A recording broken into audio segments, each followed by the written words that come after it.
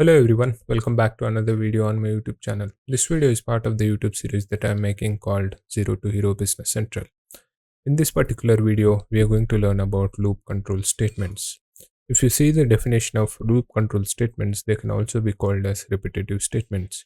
You can use repetitive statements when you want to repeat the implementation of one or more statements. Whenever we are writing the code, we will be writing the code in each statement. For example, if say this is one line of code, this is another line of code, this is another line of code. And if you wanted to actually repeat this execution of these lines of codes multiple times, you can actually use loop control statements. So there are 5 different types of repetitive statements that you can use, and those are for loop, for down to, for each, while, and repeat until. We are going to see all of these loops one by one. So firstly, let us actually check the for to do loop. So in here you can see the definition of for loop. If you use the first statement, you should already know how many times you will repeat the implementation. For example, you wanted to repeat the implementation, let's say 5 times, you can go for loop. So upfront you need to know how many times you wanted to actually execute a particular statement. For example, in here you can see I'm executing this particular statement 5 times. So the int count will start at 1 and it will increment by 1 in each iteration. So for the first iteration, the int count value will be 1. In the second iteration, it will be 2. In the third iteration, it will be 3. And in the fourth iteration, it will be 4. In the fifth iteration, it will be 5.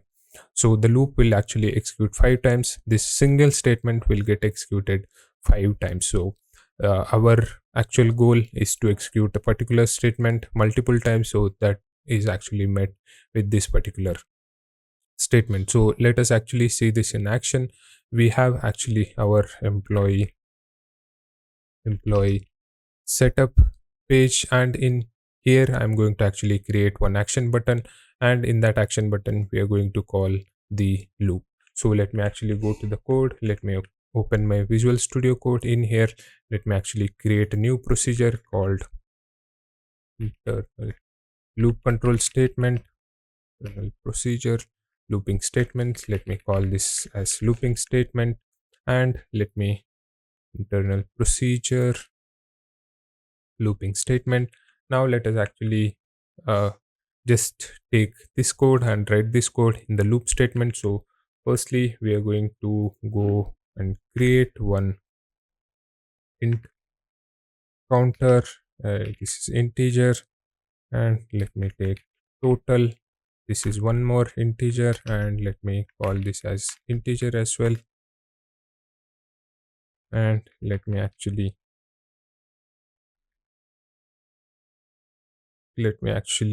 declare them, and in here let me actually do this for int counter equals to 1 2, let's say 5, do this. So basically what we are doing is we are incrementing the value of int counter by 1 in each iteration, and we are doing the total. So let me actually message. Now here you can see the total sum from 1 to 5 is %1, which is going to be replaced by total.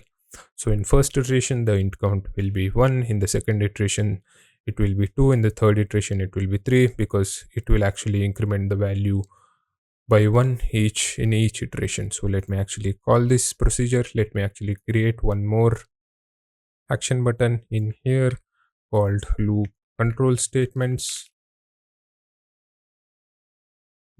Loop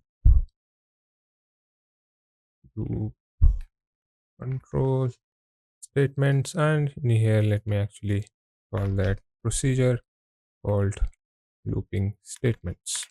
And now let us publish this, and let us see how this actually looks in the UI. So let me publish this, and let me go to my Business Central.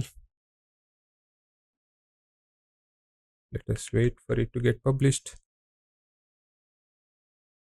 So now it is published. Let me go to my Business Central and let me refresh this once.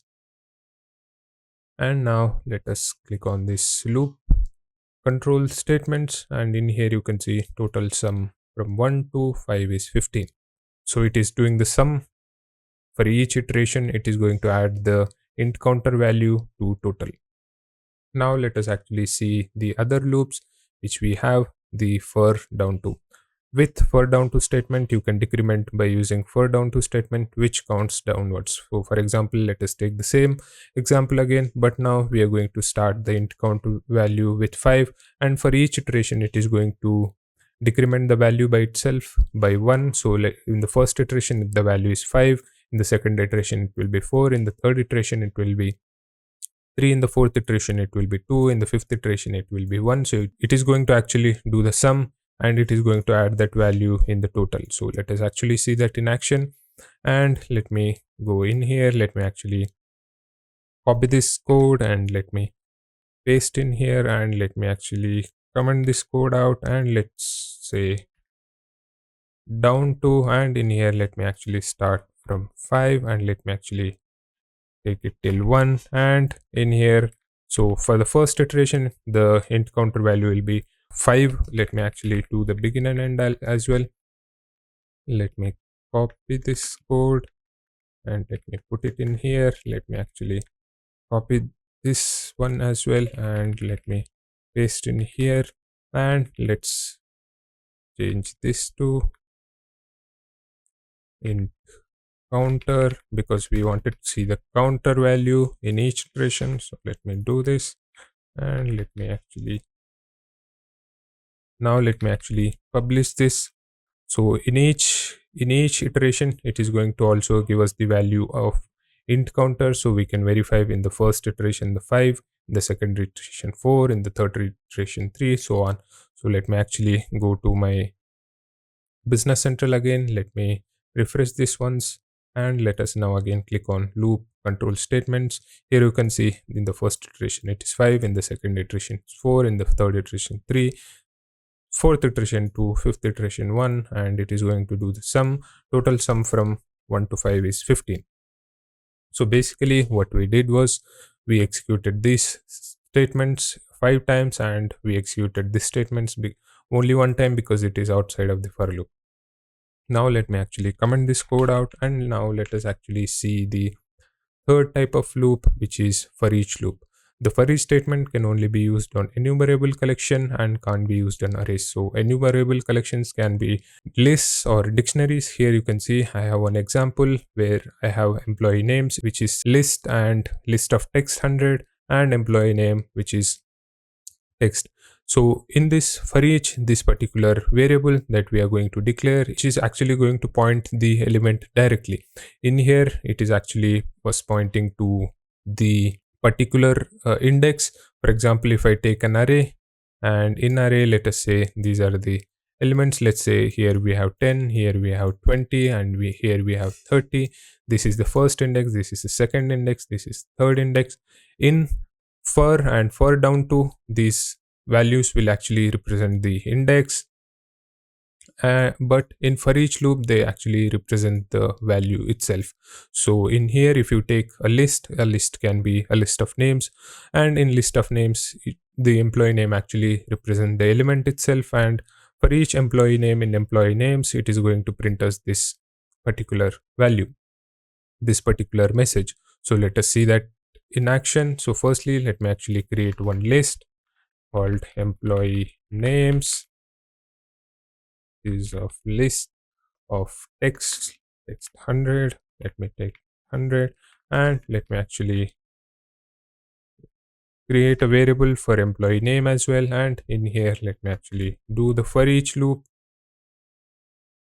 for each employee name in employee names. So let us take this employee names and let's add some values to it. Let me add a Tulasidas. Let me do this. Let me actually add Ramesh, and let me actually add Suresh as well. So basically we declared a list which is of text. In list we don't have to specify the size of the list because the size of the list is dynamic. That means we don't have to specify the list. We can add as many elements we wanted to add inside the list. In here I have added Tulsidas, Ramesh, Suresh, and I am going to iterate over each employee each employee name in the employee name. So basically this employee name directly points to the name. So employee name Tulsidas, employee name Ramesh, employee name Suresh. So it should actually print three names for us. So let me actually publish this and let us see this in action. Let us wait for it to publish. Now it is published. So let me go to Business Central and let me refresh this once. And let me actually click on loop control statements. Now here you can see employee name Tulsidas, employee name Ramesh, employee name Suresh, because in for each loop, this particular variable, it actually points to the element itself, but in for loop, the variable that we write over here, that actually points to the index value of the array. So let me actually comment this code out and let me actually show you the other loop that we have. And if we go in here, we have the while loop. The while condition first checks to see if the condition is true before you start looping. So basically, if you see the syntax over here, the while loop basically first checks the condition. If the condition is actually met, then only it is going to go inside and it is going to execute this particular code. If the condition itself is not met, it is not going to go inside. Basically, in this particular scenario, we don't have to know how many times that we wanted to actually execute the while loop or the loop statements. So that's why we use while. But if you already know how many times you wanted to execute the loop statements, you can actually go for loop. But in while loop, you don't have to know that, because in here you can see the condition total sales is less than 8. Here we are actually doing some calculation. This calculation is going to result in total sales, but we don't know when the total sales is going to be lesser than 8. It can be till, like, if I execute only two statements, at the time the total sales can exceed 8, or we can execute 3 times, or at that time also it can go over 8, but we don't know at which point the total sales is going to be greater than 8. So let us see this in action. If you see here, providing that this condition stays true, it keeps running the statements within your while block. So until this particular statement is true, it is actually going to execute all the statements within this while block. So let us actually take this example. So let me actually create one array for sales array 5 of integers, and let me actually add elements inside the array. Sales 1, sales 2, then we are going to copy this again. Let me paste in here and let me paste in here. Let me remove this one, and now let us say 1 2 3, and this is 4 and this is 5, and let us change these as well. 1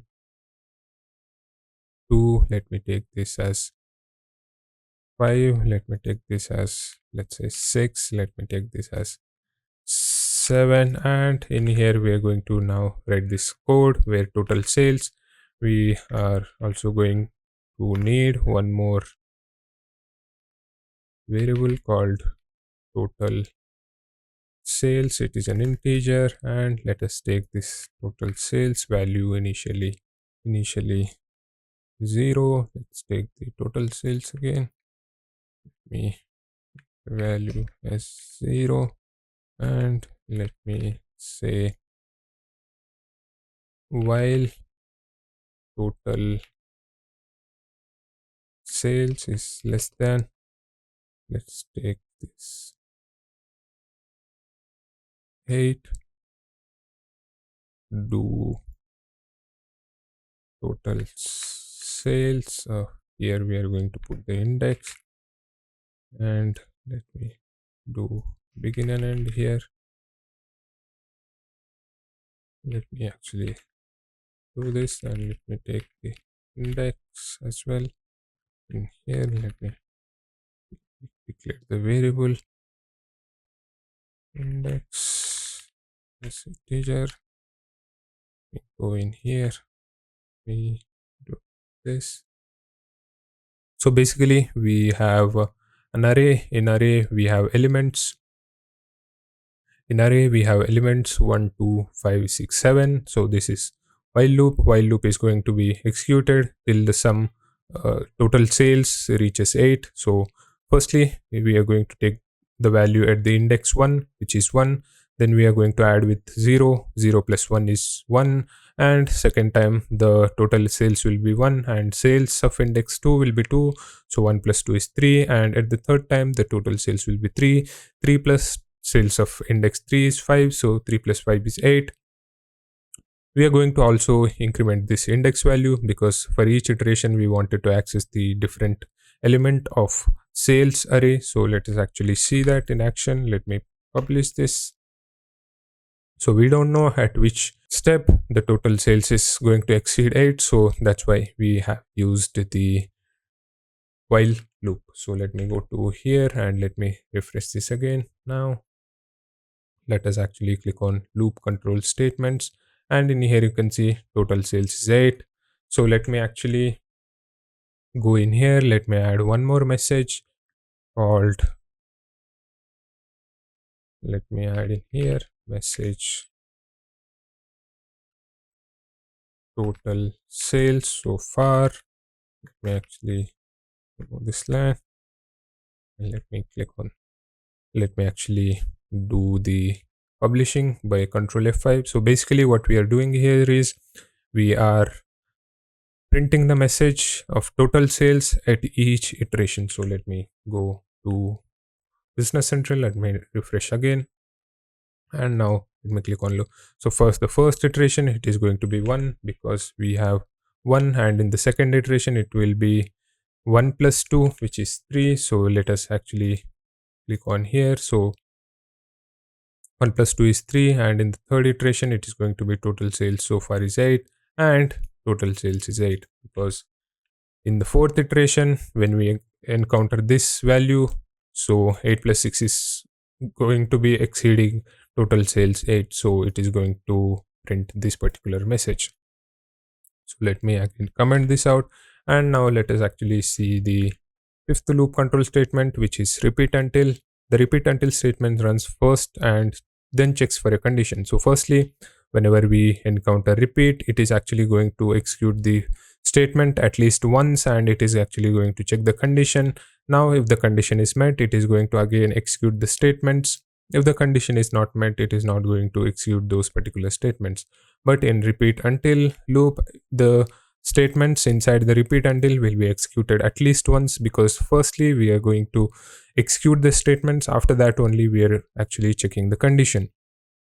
The repeat until statement is often used to loop through the records. So we are going to actually see this particular example in, if I go to our employee page.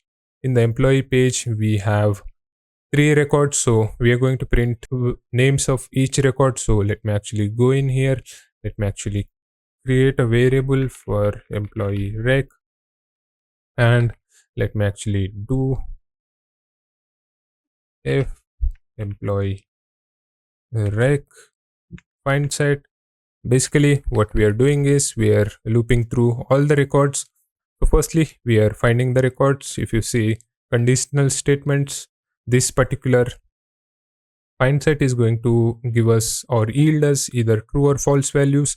If it actually finds records, it is going to yield us true value. So if this is true, then go inside, and in here I'm actually printing the employee name. So repeat, this will be executed until the employee.next is 0, until there's no record found. So let me actually publish this and let us actually see this in action.